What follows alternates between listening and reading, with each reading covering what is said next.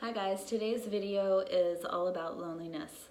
I have been reading and hearing a lot about this loneliness epidemic that is hitting us here in America, and I really want to take some time to talk about the dangers of loneliness and what's going on, and then most importantly, how to help you work through loneliness and feel a sense of connection again. This is a really important issue because more and more I'm hearing in the office or in journal articles about people are suffering from the sense of loneliness. And loneliness is becoming a real crisis because it's linked to certain health ailments, and also the research is supporting that people who are suffering from loneliness also have a shortened lifespan. And so loneliness is linked to depression, anxiety, heart disease, strokes, and really it's paired with a decrease of your immune system. It weakens your immune system. And so it's really not only affecting us emotionally, but also physically. And so, what's going on and why is this happening? And some of the research is saying that we are starting to live in this world of being too connected to our phone or social media or technology in general, that we're really losing the sense of connection, face-to-face connection, the power of touch, reaching out to people who you care about and giving hugs. And so we're maybe connected to technology, but we're disconnected from human beings. And we need connection, like that secure attachment, to thrive in life. And when we don't have it, again, like I said, the research support that it's a decline in our lifespan, which sounds really scary. And so what do we need to do? First of all, I'm going to post some links that really highlights the research, and I found them on Psychology Today. But the other thing is the groups that are really being impacted are teenagers and the elderly. And so what's going on with them? And what the research supports is that the teens, and nowadays more so than even people in my age group, are more inundated with these images on Facebook or any kind of social media that's presenting this perfect life. And so what happens is teenagers see this perfect life, and then they start to feel bad and they start to isolate. They are not creating quality relationships, and they isolate even more. And so it's we're withdrawing. And also teenagers can't process, like their brain isn't fully developed to process that it's a moment. A picture on Facebook is just a moment in time. It's not real life, it's a moment. And a lot of times what's posted on Facebook isn't necessarily real anyways, just like reality TV. So if you have kids, please monitor and talk to them about what they're seeing and how it impacts them. Get them to talk about their feelings. And really, I wouldn't even allow them to have social media. I know that's hard, but it's just impacting our kids in a very negative way. With the elderly also feel alone and isolated. And so, part of how to, I don't know if use the word cure, but how to work through a sense of loneliness is to create connections. So, what are some things to do to help with loneliness? And one more thing I want to say is when we feel a sense of loneliness and rejection, I'm not pairing the two together, but when we feel lonely, that's paired with rejection. In our brain, it registers the same as physical pain. So, if we feel alone, we also hurt, not just emotionally, but we're hurting physically. And so this is a whole nother reason why it's important to start creating some connections. When we feel that secure connection to someone, we feel better. If we're in a secure, loving attachment with someone and we give them a hug or a kiss, it makes us feel closer to, it makes us feel connected. So this is, in all the studies that I have read about, one of the key components to helping cure loneliness is connection, and creating and developing meaningful connections. Go out and meet people. Now, I know you're going to say, well, Monica, I don't want to get off the couch. I'm feeling really sad, or I'm scared. So here's the thing. First things first. It's taking that step to move outside of your comfort zone a little bit. And even if you don't want to get off your couch, I hear you. I hear what you're saying. First of all, know that you're not alone, and take one step forward.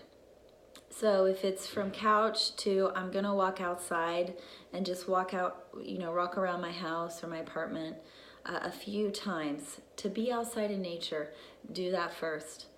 Or if it's I have to go to the grocery store to get food, or I have to go get something to eat, then when you're out, when you go to pay for whatever it is you're getting, talk to the person, talk to the cashier, talk to the person in the line behind you.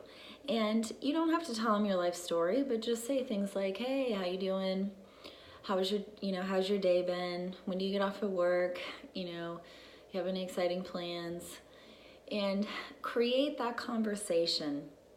And even doing that, you start to feel a little bit better, and you don't feel so alone. My parents have this amazing ability. Wherever they go, they talk to people, and by the end, everyone in the conversation, they're smiling, they're laughing, and they've learned something about the other person.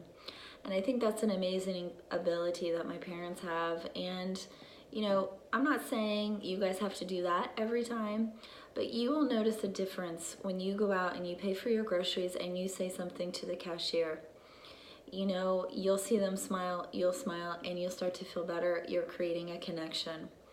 Maybe you're going to watch a movie and you're waiting in the popcorn line, and you start talking to the person, find out you're seeing the same movie, and that could be your new friend.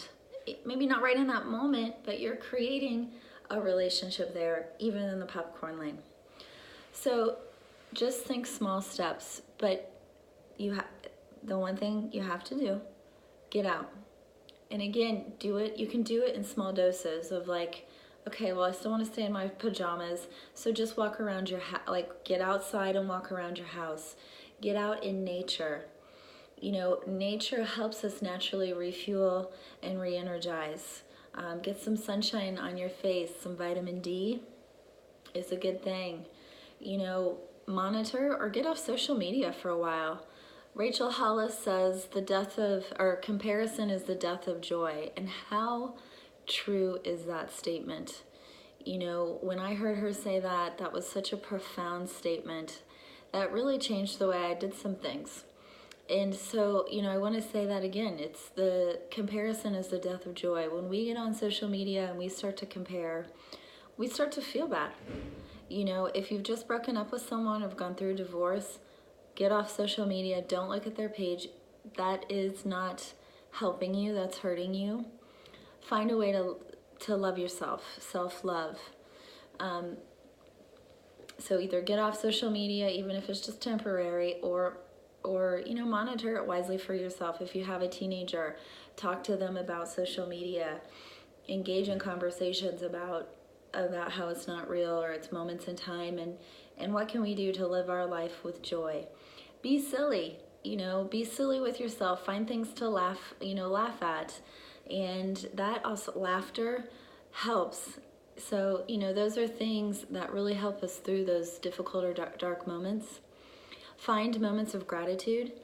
Find the things that you're grateful for. The research that's being done on gratitude really talks about how it changes your brain in a good way. It helps you from just looking at or picking out all the negativity to looking at the positivity, or the things that are in your life that really do help you smile, or that do bring joy into your life. Creating meaningful connections. So, if you do have family in your life, invite them over for dinner, or we live in Florida, have a beach day with your friends, try to cultivate those relationships. Now, some of us are introverts, and taking some time away to refuel and re-energize is much different than isolating and fueling that sense of loneliness. When we isolate ourselves, we stay stuck in a negative place. And if you notice that you're getting there, that's what I'm saying. Go out for a walk, be in nature, find things you're grateful for. Go to the grocery store and talk to the cashier and just create a conversation.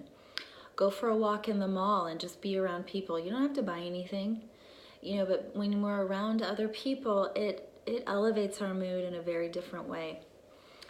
Go to paint your pottery place and be creative. Listen to your favorite song. Things that help kind of stop that negative thinking and shift it to the more like positive gratitude, laughter, joy. That helps elevate. So these are the things that really do help us when we get that sense of loneliness. We feel it, and then we feel it, acknowledge, and then I want you to try something different. Go out, connect, monitor your social media, or get off of it for a while. Feelings matter. Feel those positive feelings. Cultivate, create meaningful connections in our current relationships, or be brave and go make some new ones. I know that's a hard one, but you'll be glad you did.